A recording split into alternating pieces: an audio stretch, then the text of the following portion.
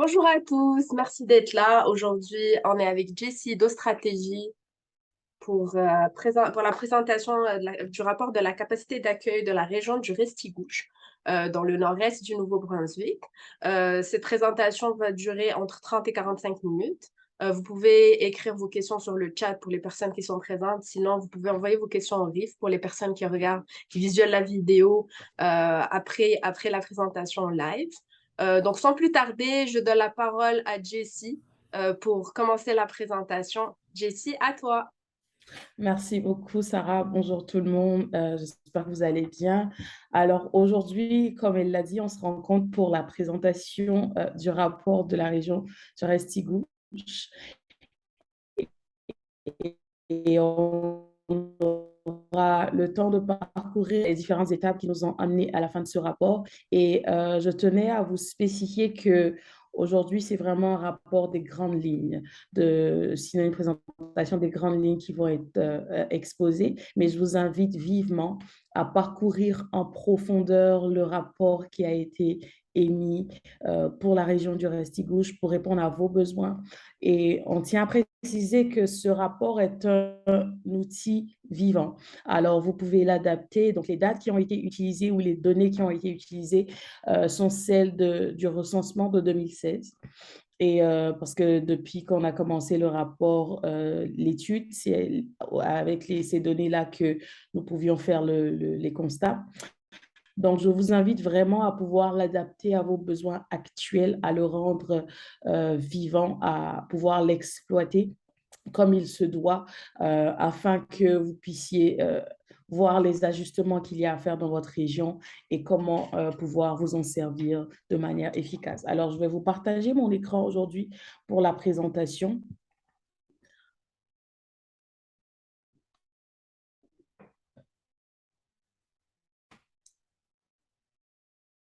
Et voilà.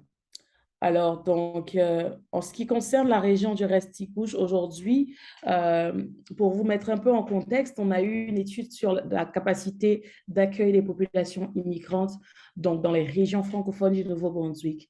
Et elle a été instituée par le RIFNB et a été réalisée par Ostratégie. Et cette étude a été bâtie sur 6 thématiques spécifiques, dont la santé, pour savoir quels sont les détails du système de santé néo-brunswickois, quelles sont les failles et les services offerts dans les différentes régions. Au niveau du logement également, quelles sont les limites, les défis qu'on rencontre, les pratiques et les problématiques actuelles.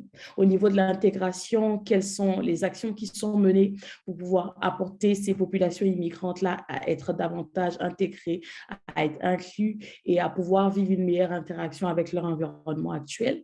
Au niveau de l'éducation également, qu'est-ce qui se passe dans la petite enfance, en éducation universitaire, préscolaire et scolaire.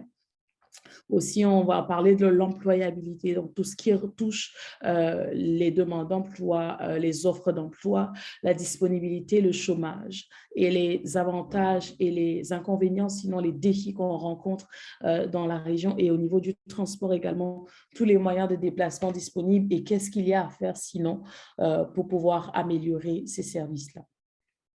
Alors, les méthodes qui ont été utilisées dans le fond, on est parti d'une création des profils statistiques des régions. Alors, on s'est basé, comme je le disais tantôt, sur des données de 2016, du recensement de 2016, pour pouvoir bâtir un peu le portrait de la région et savoir, en fait, quels sont les chiffres sur lesquels on pourrait se baser pour estimer ou pour, je veux dire, proposer des options et des améliorations et regarder aussi le niveau, en fait, d'inclusion et d'accueil de la région.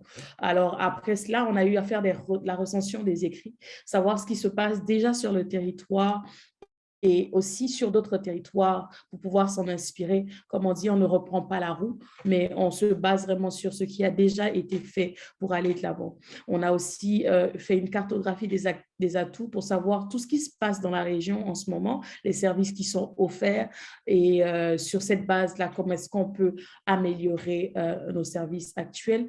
La consultation aussi publique des membres du RIF-NB, bien entendu, on a eu à rencontrer les membres du RIF pour savoir quelles sont leurs réalités avec les personnes immigrantes et leur accueil, aussi quels sont les points qu'ils aimeraient apporter pour l'amélioration des services et de cette étude.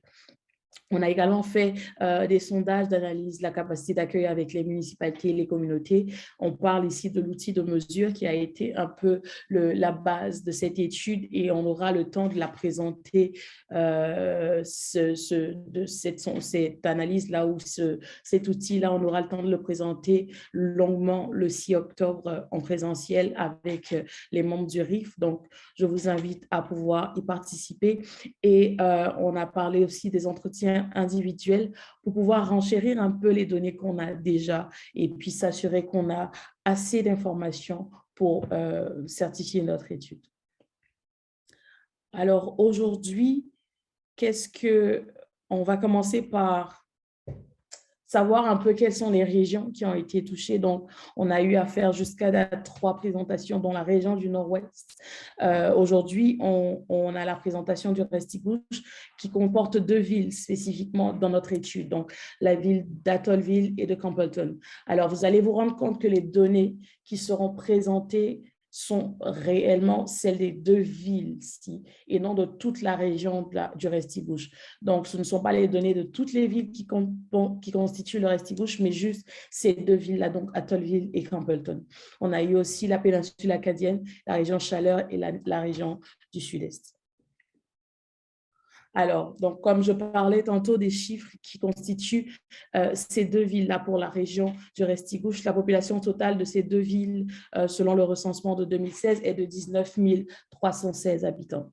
Alors, au niveau des caractéristiques, on se rend compte que, contrairement à la capacité moyenne de la région, je veux dire, il n'y a pas un grand écart entre la capacité d'accueil des ménages de la région ou de la province du Nouveau-Brunswick et de la région, parce que le Nouveau-Brunswick a en capacité 2,3 personnes par ménage et la région du Restigouche 2,2 personnes, ce qui veut dire qu'on a environ 2 personnes dans des ménages. On peut se rendre compte que les couples sans enfants dans la région du Restigouche est de 31,4% et celles avec des couples de 3 enfants et plus, on a 2,1%. Ce qui veut dire en général que pour des familles immigrantes qui viennent avec plus, généralement comme on a pu le voir dans les constats, c'est qu'on a plus de 2 personnes qui viennent pour des ménages avec des enfants. Et donc, la population du Restigouche est moins apte à pouvoir accueillir ces populations immigrantes, ces familles immigrantes avec plus de 2 enfants. On parle également du soutien. Donc, on entend par soutien les personnes qui aident à financer ou à contribuer au bien-être de la maison, donc du ménage. Ce qui veut dire la personne qui va pourvoir financièrement pour le loyer, pour les différentes charges de la maison. Et on se rend compte qu'on a pratiquement 62,4% de ménages dans la région de Restigouche qui ont un seul soutien. Ce qui veut dire que si on a 2 personnes qui vivent dans la maison, il y en a certainement une qui est généralement l'épouse qui reste avec les enfants et les autres, l'autre personne qui se charge de s'occuper de la famille. Donc, on se rend compte qu'on a 30,2% de ménages avec 2 soutiens, ce qui est assez faible et on a besoin plus de cette équitabilité-là pour pouvoir pallier un peu aux besoins des familles.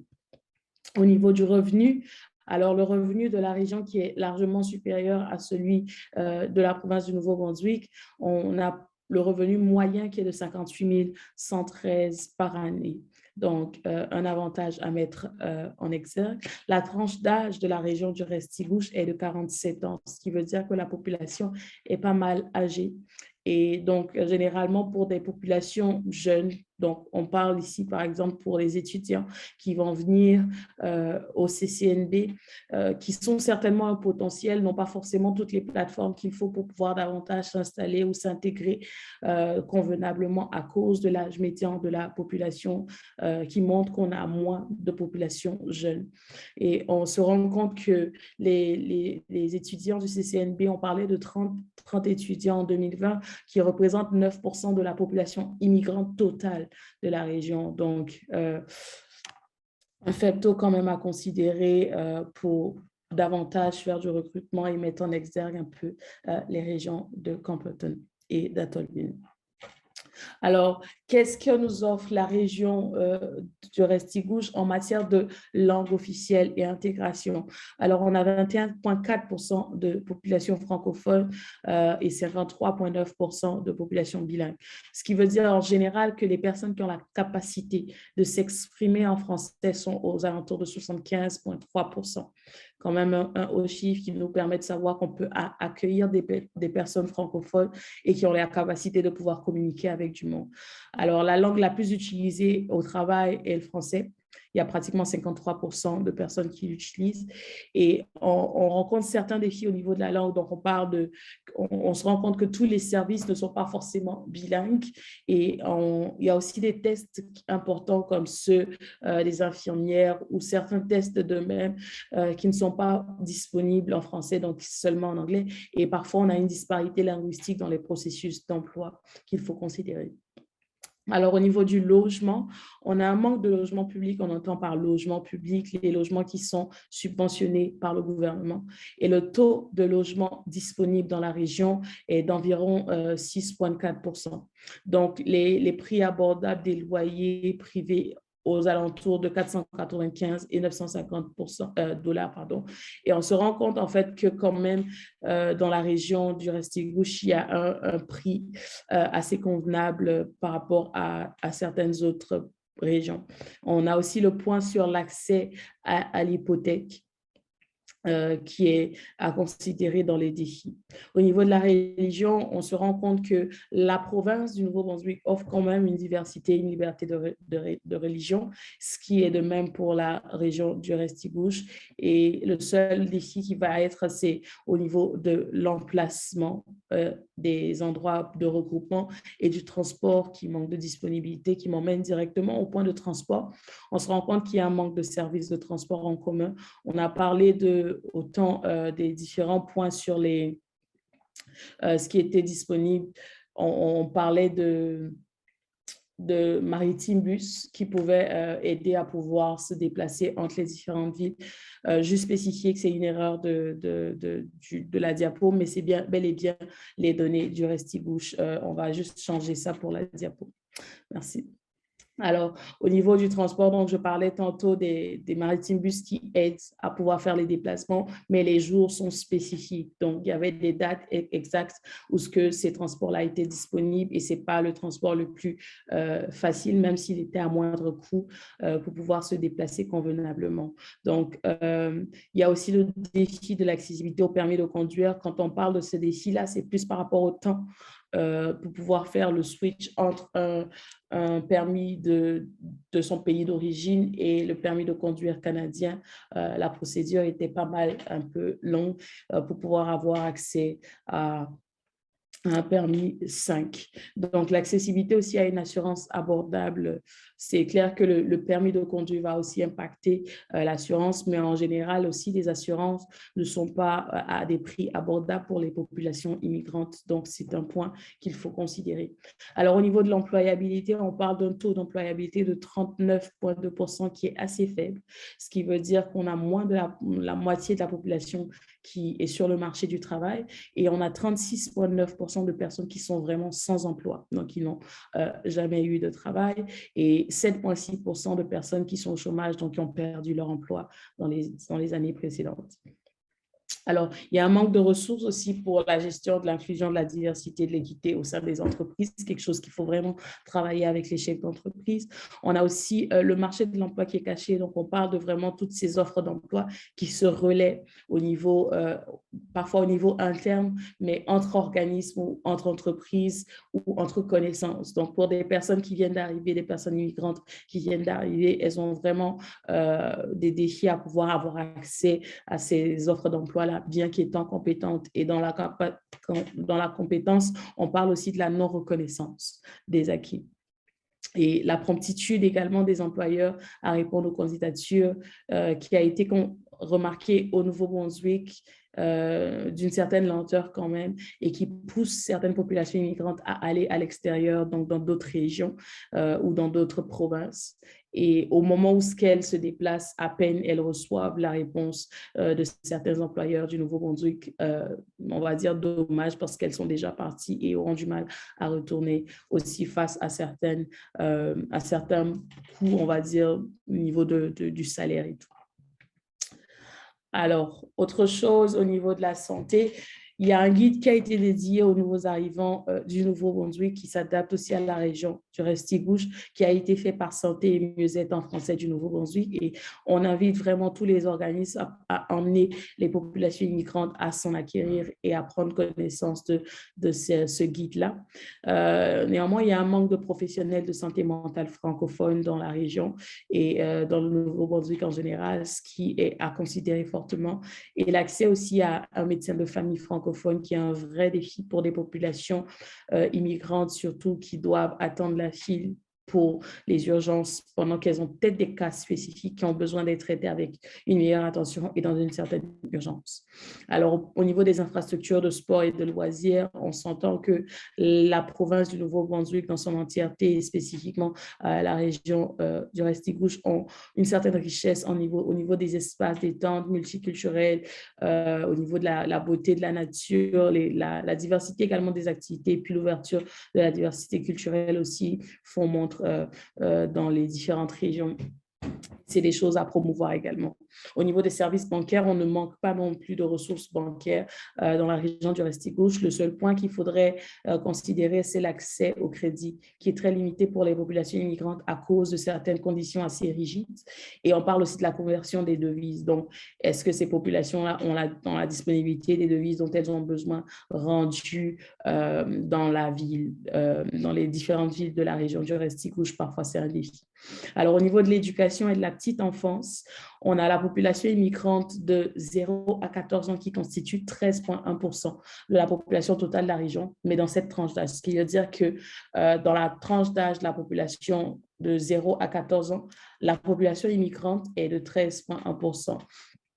Qui n'est pas faible, ce qui est à considérer parce que ça veut dire qu'il y a des populations immigrantes de cet âge-là qui ont besoin de certaines ressources, qui ont besoin d'être accompagnées, qui ont besoin d'être intégrées d'une manière convenable dans leur cursus d'école, que ce soit en maternelle, à la garderie ou au préscolaire ou au scolaire. Donc, il y a un manque de ressources, néanmoins, de ressources humaines et de ressources financières, ce qui veut dire qu'on manque d'éducatrices francophones et aussi au niveau des ressources financières qui permettraient en fait d'améliorer la qualité des garderies. Alors, on parle aussi de manque de formation au niveau de l'inclusion et de manque de diversité au sein du personnel préscolaire. Mieux il y a de la diversité, mieux certaines personnes connaîtront un peu les défis que rencontrent ces populations immigrantes qui ne sont pas à mettre de côté pour leur intégration. Alors, succinctement parler de l'outil de mesure qui va être très longuement développé ce 6 octobre, encore je le rappelle. On a pu s'en servir en fait pour ressortir les données des données plus probantes en fait avec les municipalités. Donc, on a eu à partager cet outil. Il y a deux sections de l'outil. Donc, l'outil qui s'adresse aux municipalités pour connaître leur niveau d'inclusion et l'autre section de l'outil qui permet de savoir avec les organismes et la communauté le niveau d'inclusion et les défis qu'ils rencontrent aussi au niveau de l'accueil et de la capacité d'accueil de leur région. Alors, on a eu 13 participants également que vous pouvez voir listés là qui ont pu répondre à ce sondage-là et les différentes municipalités des régions ciblées qui ont aussi apporté leurs réponses pour pouvoir améliorer les données de l'étude. Alors, c'est sur les bases de toutes ces données qu'on a pu ressortir les enjeux majeurs de cette étude, dont l'intégration économique et l'employabilité, bien entendu, l'accès et la coordination des optimisations des services, donc comment synchroniser les services, puis on va le voir dans les options, dans les pistes de solutions qu'on a pu proposer. On a aussi l'accès au logement, comme j'aime à dire, avant de pouvoir parler d'emploi, avant de pouvoir parler d'inclusion, il faut avoir un toit en tant que personne immigrante. Et on parle aussi de l'appui aux personnes à statut précaire d'immigration, donc toutes ces personnes-là qui ont plus de défis que d'autres pour mieux s'intégrer et s'installer. Et au niveau aussi de l'inclusion, on a pu voir que, surtout avec les données des municipalités, qu'il y a un grand travail à faire au niveau de l'inclusion. Alors, des pistes de solutions qui ont été émises à court terme au niveau gouvernemental, succinctement, c'est un peu sensibiliser, revendiquer la régulation des prix des loyers, l'offre d'emploi, l'offre des garderies également, pardon, à 10 $. Donc, il y a cette idée-là qui a été émise et qui est en train d'être travaillée pour l'offre d'emploi, l'offre des garderies, pardon, à 10 $. On a aussi le fait de promouvoir davantage les services d'accès patient parce que mieux les personnes immigrantes savent en fait qu'il y a cette plateforme-là de disponible pour pouvoir s'inscrire pour le médecin de famille, pour avoir des détails sur le système de santé néo-pantou, mieux elles sont avisées. Alors, au niveau communautaire, on demande d'offrir une programmation développée par et pour les personnes immigrantes. Donc, le par et pour est vraiment quelque chose à mettre en exergue parce que les personnes immigrantes savent les défis et mieux accompagner également les autres personnes. Il y a plus d'empathie à ce niveau-là parce qu'on connaît les défis par lesquels elles seraient passées. Sensibiliser également les familles immigrantes à s'enregistrer dès leur arrivée pour avoir accès à un médecin de famille. On parlait d'accès de patients. Donc, ce serait mieux de le faire le plus tôt possible pour avoir une réponse aussi tôt. Informer aussi clairement les nouveaux arrivants francophones à propos des services disponibles et leurs droits linguistiques face à la langue de service. Donc, parfois, certaines personnes sont juste confrontées à une langue différente de leur langue première et se disent, je n'ai pas le choix, je viens d'arriver, je m'intègre et j'essaie. Mais il y a aussi ces droits-là de savoir que vous avez, étant au Nouveau-Brunswick, vous avez le droit de pouvoir vous exprimer dans la langue de votre choix. Et c'est aux organismes de pouvoir promouvoir cet indice-là aux populations immigrantes afin qu'elles se sentent confortables d'utiliser leur première langue. Au niveau du moyen terme, donc au niveau gouvernemental et municipal, on parle d'offrir des formations sur l'intégration et l'inclusion du personnel éducatif et des populations immigrantes aussi dans leur insertion sociale. Donc, que des deux côtés, il y ait cette inclusion et cette intégration. Comme je dis, c'est et les populations accueillantes et les populations immigrantes qui, étant informées, sauront comment cohabiter ensemble de manière efficace. On parle aussi de former le personnel de santé sur les défis d'accessibilité aux services de santé pour les nouveaux arrivants. Aussi le covoiturage communautaire, donc centraliser l'information sur le transport communautaire sur une seule plateforme web. Donc déjà créer des plateformes de transport en commun et aussi centraliser cette information-là. Donc élargir le système de transport communautaire pour offrir des services abordables en région. Au niveau des communautés, donc créer un réseau d'alerte de la récension des nouveaux arrivants. Alors, pour mieux expliquer un peu cette piste de solution, ce serait comme si pour un organisme, par exemple pour le CCNB qui vient de recevoir des personnes étudiantes et qui ne sont pas passées par d'autres processus, mais qui ont d'autres besoins, s'il y a ce système-là de recension, l'alerte va venir pour tous les organismes d'accueil et sauront qu'il y a une nouvelle personne et ça sera directement aussi enregistré dans les données pour savoir quels sont les nombres de personnes qui sont arrivées dans la région et quels sont leurs besoins. Donc, les informations seront recensées et disponibles pour tous les organismes de sorte à ce que le relais des choses à faire avec ces personnes-là, des services à offrir avec cette personne-là soit simplement fait et plus simplifié en fait dans le processus. Alors, former également les employeurs et les nouveaux arrivants sans emploi sur la diversité et l'inclusion, de même quand on parlait pour les services de santé et les éducatrices.